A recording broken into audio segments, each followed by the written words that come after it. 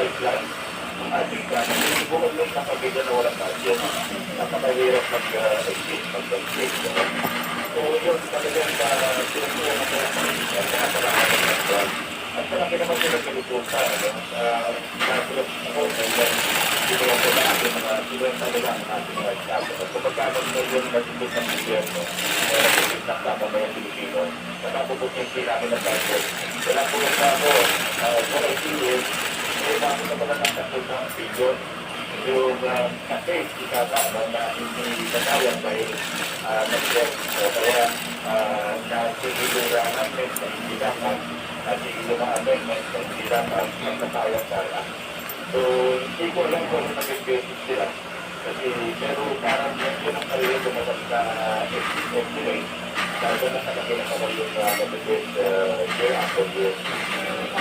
Ang nakalit na yung dito, nung kailan mo yung kapag kayo, pero yung pinasagal kami ng dito, Senator Pantilo lang po. Yung kaporma doon, kami na sa halaman, pero yung dito kami, ay ito isang mamasin. Naglalaba. Naglalaba to, at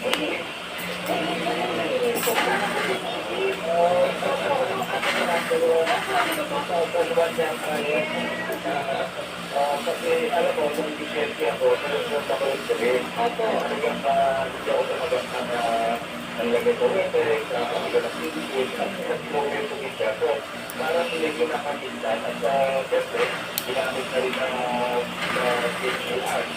Yung ating ang tawag na nalaring circuit. Kaya, yun, sinigama ako. Alam mo, dito, BFI, wala ito sa aking gano'n, pwede gagawin. Kaya ako, yan lang ito para sa mga gano'n di parang